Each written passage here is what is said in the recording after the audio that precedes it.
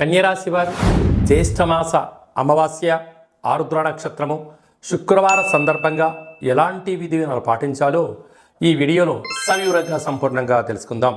కన్యరాశిలో ఏ నక్షత్రాలు వస్తాయిగా? ఉత్తరా నక్షత్రంలో 2, 3, 4 పాదాలు, హస్తా నక్షత్రంలో 4 పాదాలు, చిత్తా నక్షత్రంలోని 1, 2 పాదం కలిపితే కన్యరాశి. చాలామందికి పుట్టినటువంటి కాల సమయంలో డేటా ఆఫ్ బర్త్లో లేనటువంటి కారణం వలన పేరు యొక్క మొదటి అక్షరాన్ని అనుసరిస్తూ రాశిని తెలుసుకునే ప్రయత్నం చేద్దాం.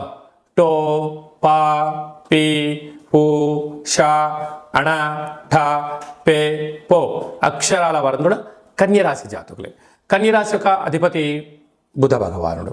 వీరికి రాశిలోనే కేతు సంచార స్థితి ఉండడం వలన వీళ్ళు ప్రతి విషయాన్ని ఈ మధ్యకాలంలో భూతద్దులో పెట్టి చూసే పరిస్థితి అయిపోయింది. అంటే గతంలో చేసిన కొన్ని తొందరపాటు నిర్ణయాల వల్ల తగిలినటువంటి దెబ్బలు, నష్టపోయిన విధానము, ఆ సమయాన్ని ధనాన్ని తిరిగి వెనక్కి తెచ్చుకోలేని పరిస్థితుల్లో నేను ఇప్పుడు ఎక్కడ తప్పులు చేస్తానో, నేనేం చేస్తానో అన్న కారణం చేత ప్రతి విషయంలో కూడా ఆచితూచి నిర్ణయాలు తీసుకుంటున్నారు. ఇది మంచిదే. కాకపోతే ప్రతి విషయాన్ని కూడా ఇలా నానుస్తూ పోతూ ఉంటే సమయం కూడా వృధా అవుతుంది. కనుక అది ధర్మం అనిపించింది, మీరు ప్రొసీడ్ అవ్వండి. లేదు, కొంతకాలం వాయిదా వేయండి. ఇక్కడ సమయం, ధనం విలువైంది. దాంతోపాటు మీ యొక్క భవిష్యత్తు జీవితం కూడా విలువైందని చెప్పి గుర్తుపెట్టుకోగలగాలి. 6వ స్థానంలో శని భగవానుడు స్వక్షేత్రకంగా ఉండడం వలన రుణ సమస్య, రోగ సమస్య, శత్రు సమస్య, గృహ భవన నిర్మాణ కార్యక్రమాలలో, కొనుగోలు క్రయ విక్రయాలలో దయచేసి అప్పులు చేయొద్దు. చేశారా అది అలా అయిపోతుంది, ఇది ఇలా అయిపోతుంది, మధ్యలో మీరు అప్పుగా మిగిలిపోతారు. అంటే కొద్ది భాగం ధనం మీ దగ్గర ఉంటే దానికి 3 ధనాన్ని పెట్టి ఇల్లు కొన్నా, స్థలం కొన్నా, వ్యవసాయ పొలం కొన్నా ఒక 40 రోజులు 3 నెలలు ఎంతో తొందరగా గడిచిపోతాయి. ఇచ్చిన డబ్బులు తిరిగి రావు, బ్యాంక్ లోన్లు చేతికి అందో, మీరు అప్పుల పాలయ్యే పరిస్థితి ఉంటుంది. కనుక అందుకే దీపం ఉండగానే ఇల్లు చక్క పెట్టుకోవాలి, అనుకూలంగా లేనప్పుడు మౌనంగా ఉండాలి అని చెప్తారు. కనుక మీ దగ్గర ఎంత ధనం అయితే ఉందో ఆ యొక్క ధనానికి సరిపడ స్థలాన్నే, భవనాన్ని కొనుక్కోండి. అప్పుల పాలు కావద్దు అని చెప్పి జ్యోతిర్విజ్ఞానం తెలియజేస్తుంది.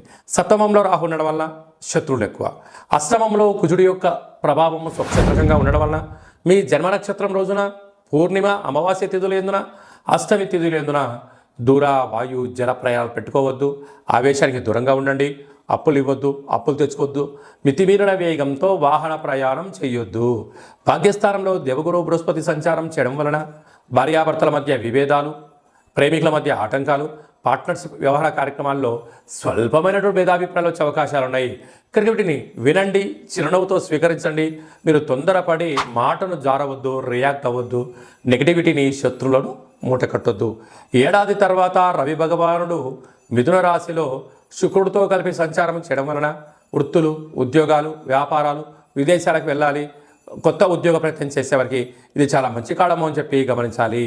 లాభస్థానంలో బుధ భగవానుడు సంచారం చేయడం వలన మీ తెలివితేటలకు, బుద్ధికి మంచి కాలం అని చెప్పి గమనించాలి.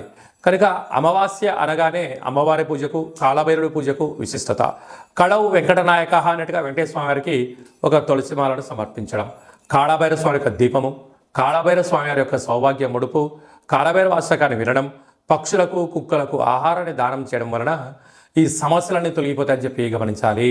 స్వయంవృత్తులు, సేవారంగాలు, వ్యాపార కార్యక్రమాలు, వ్యవసాయ సోదరిమణులు, హోటల్ వ్యాపారస్తులు, సాఫ్ట్వేర్, హార్డ్వేర్ ఉద్యోగస్తులకు చాలా మంచి భవిష్యత్తు ఉందని చెప్పి గమనించాలి.